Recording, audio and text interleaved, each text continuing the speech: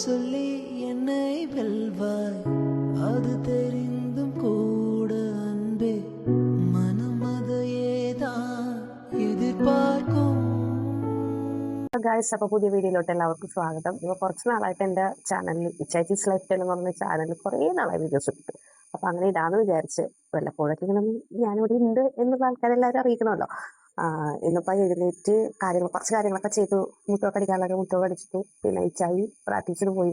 ആ ടൈമിൽ കുറേ പ്രതീക്ഷകളുണ്ടായിരുന്നു ഇന്നത്തെ ദിവസം.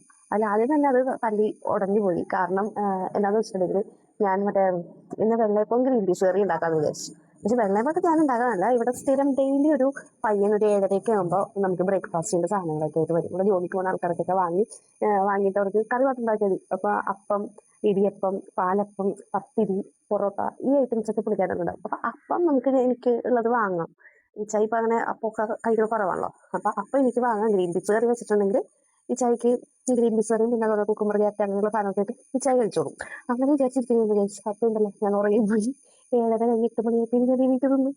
ഈ ചായ ഉറങ്ങിപ്പോയി. ഈ ചായ രാവിലെ പ്രാക്ടീസ് ചെയ്യാൻ പോകണമെന്നൊക്കെയായിരുന്നു. എന്നിട്ട് ഈ ചായക്ക് ഇന്ന് ചായ ലേറ്റ് ആയിപ്പോയി. എന്താണെന്നറിയില്ല, രണ്ടുപേരും ഭയങ്കരമായിട്ട് ചോദിച്ചു. പിന്നെ ഞാനൊരു ഗുളിക കഴിക്കുന്നുണ്ട്.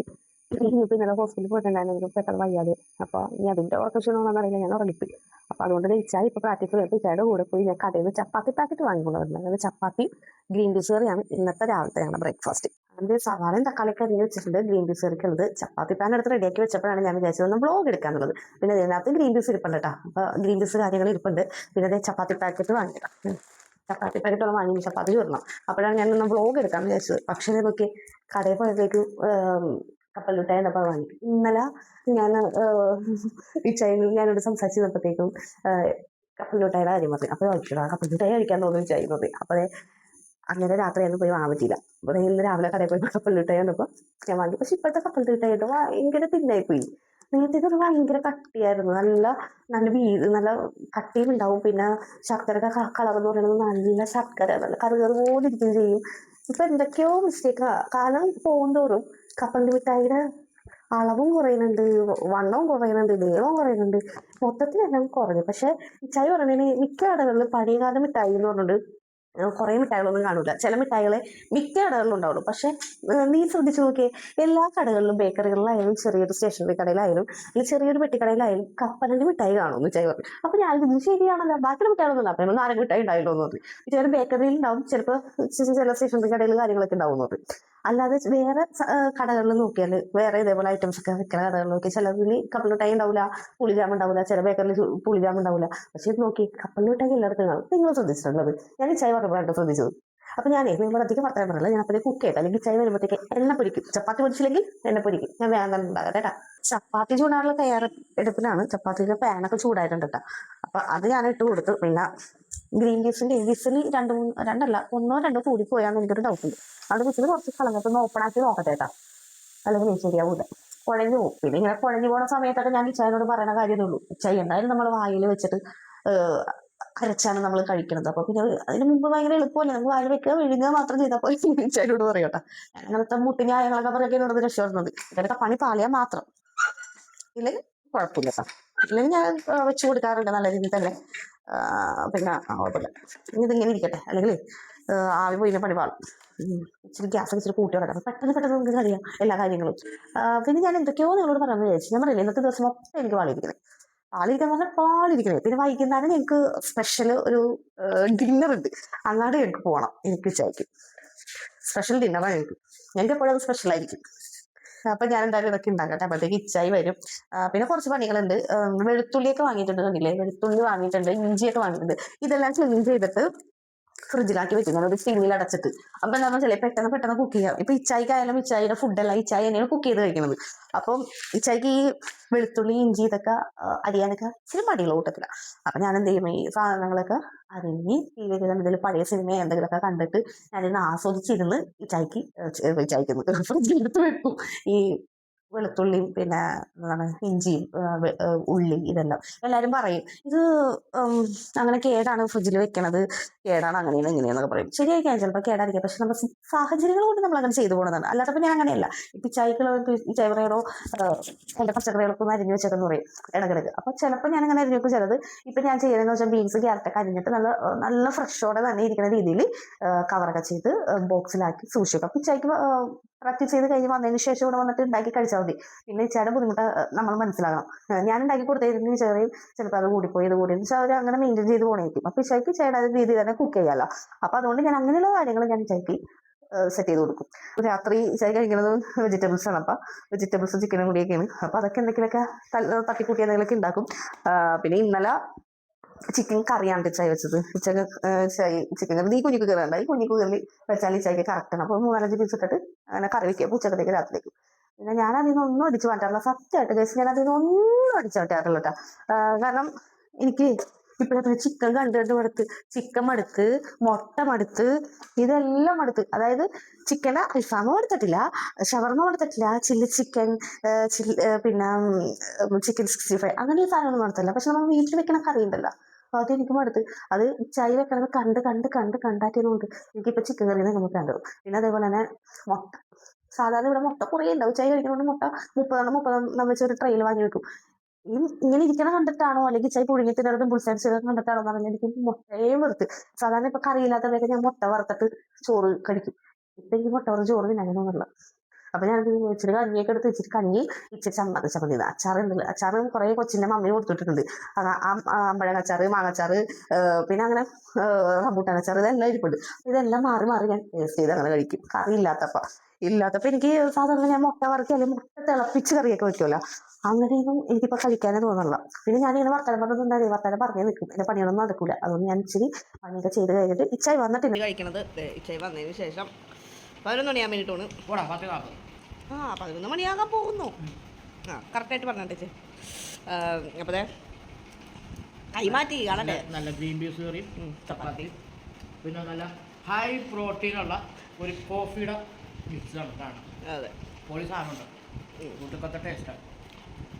അപ്പം അതും എടുത്ത് വെച്ചിട്ടുണ്ട്. അപ്പം ഞാൻ കഴിക്കട്ടെ. എൻ്റെ നാക്കിലെ തൊലി പോയിട്ട് പറഞ്ഞിട്ടുണ്ടായിരുന്നു. ഇന്ന് ഞങ്ങൾക്കൊരു ഡിന്നർ ഉണ്ട് പറഞ്ഞിട്ടുണ്ടായിരുന്നു. അത് കുക്കിങ്ങിലാണ്. കൊച്ചാണ് വെച്ചത് ഡിന്നർ ഒരുക്കിയിരിക്കുന്നത്. സ്പെഷ്യൽ കൊച്ചിൻ്റെ ഫ്രൈഡ് റൈസ് ആണ്. ഫ്രൈഡ് റൈസ് കുക്കിങ്ങിലാണ്. അതുകൊണ്ടാണ് തിരിഞ്ഞും കൂടി നോക്കാതിരിക്കണം കേട്ടോ കൊച്ചി. അത്രയും തിരക്കിലായി. ഭയങ്കര ചൂട് വേർത്ത് കുടിച്ചിരിക്കൊണ്ടാണ് മെയിനായിട്ട്.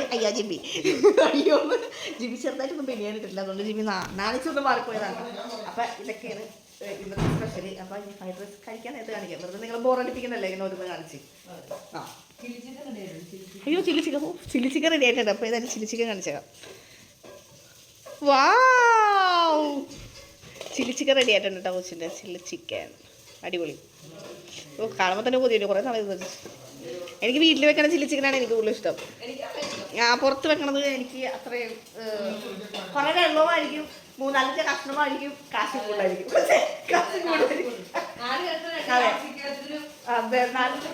അതെ. അപ്പോൾ പിന്നെ എന്തായാലും നമുക്ക് വീട്ടിലുണ്ടാക്കിയിട്ടുണ്ടെങ്കിൽ ചൂടാക്കി കഴിക്കാം, ബാക്കിയുള്ള ചിക്കൻ കറി വെക്കാം, എന്തൊക്കെ പരിപാടി ചെയ്യാം ചിക്കൻ വാങ്ങിയിട്ട്. അപ്പോൾ അതുകൊണ്ട് ഇന്നത്തെ സ്പെഷ്യൽ ചിക്കനല്ല ചില്ലി ചിക്കനും ഫ്രൈഡ് റൈസും അത് കഴിക്കാൻ നേരത്തെ വെക്കാം.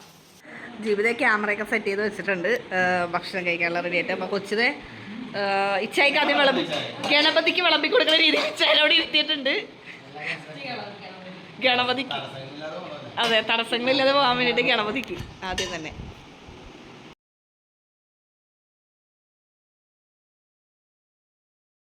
ഞങ്ങൾ ആലോചിക്കുന്നത് ജോസിനെ ചേർത്ത ആഹാരം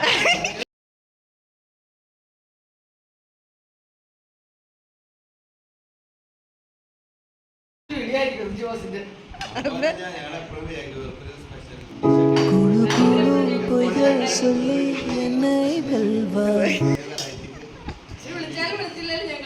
அது தெரிந்தும் கூட அன்பே மனமதையேதான். പക്ഷെ കൊച്ചി ഉണ്ടാക്കണത്ര ആയിട്ടില്ലെന്നാണ് പറയുന്നത് കഴിച്ചിട്ട്. അതെ,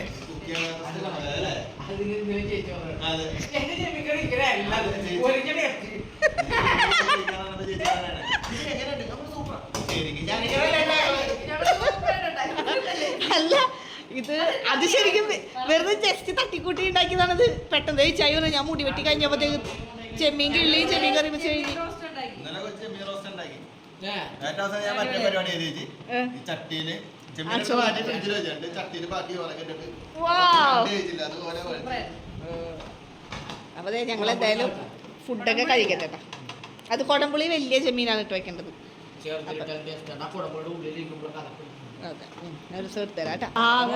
അപ്പോൾ ജിബിയുടെ ഡ്യൂട്ടി ചെയ്യുന്നുണ്ട്. ജിബിയുടെ വ്ളോഗ് കാര്യങ്ങളൊക്കെ ഇടാൻ വേണ്ടി ഇൻസ്റ്റാഗ്രാമിൽ. അപ്പോൾ ഞങ്ങൾ ഇനി എന്തായാലും ഫുഡൊക്കെ കഴിച്ച് ഞങ്ങൾ എന്തായാലും ഇനി ഇവിടെ നിന്ന് ആഘോഷകരമാക്കി ഞങ്ങളൊന്ന് വിട്ട പറയും. ഇവിടെ നിന്ന് ഇനി ഞാനൊന്ന് കഴിച്ചിട്ട് അഭിപ്രായം പറയട്ടെ. പിടിക്കൂ ഇവിടെ ഉണ്ടല്ലോ. അപ്പോൾ എന്തായാലും ഇനി അടുത്ത് നിന്ന് കണ്ടോട്ടോ കൊച്ചിന്റെ ഫ്രൈഡ് റൈസ്. ചില്ലി ചിക്കൻ ആദ്യം ചില്ലി ചിക്കൻ പറയാം. അടിപൊളിയാണോ? ആരാ പറഞ്ഞത് കൊച്ചിന് കുക്കിംഗ് അറിഞ്ഞുള്ളത്?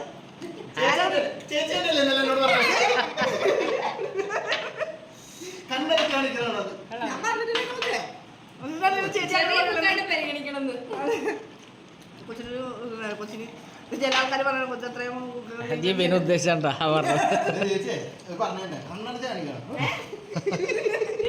അപ്പൊ എന്തായാലും ഫ്രൈഡ് റൈസ് ഞാൻ അടുക്കളയിൽ വെച്ചിട്ട് വളരെ നല്ല സ്റ്റൈലായിട്ട് ഉണ്ടാക്കിയിട്ടുണ്ട്. നല്ല ടേസ്റ്റ് ഉണ്ട് ഫ്രൈഡ് റൈസ്. കൊള്ളാം. ഈ കാരണം കൊണ്ടാണെങ്കിലും എനിക്ക് കുറെ നാൾക്ക് ശേഷം കൊച്ചിന് സ്പെഷ്യലായിട്ട് ഫ്രൈഡ് റൈസും ചില്ലി ചിക്കൻ എന്തെങ്കിലൊക്കെ നിങ്ങള് സാധനങ്ങളൊക്കെ ഒരു ബെറ്റ് ചേച്ചിയുടെ ഫോണിലൊക്കെ അടിക്കാം. അടിച്ചാൽ മതിയല്ലേ? ചേച്ചി പിന്നെ കാണത്തുള്ളു. അതിനെ കുറിച്ച് ഞാൻ ഉണ്ടായിക്കൊണ്ട് പറയുന്നത് അടിപൊളി. അല്ല ജിബിക്ക് അത് പറഞ്ഞേ പറ്റൂ. ജിബിക്ക് ഇവിടെ നിൽക്കണം, നമുക്ക് പോവാ. അപ്പൊ എന്തായാലും ഇന്നത്തെ വ്ളോഗ് ഇത്രയും ഉള്ളൂ കേട്ടോ. അപ്പൊ എന്തായാലും അടുത്ത വീഡിയോ വരാം.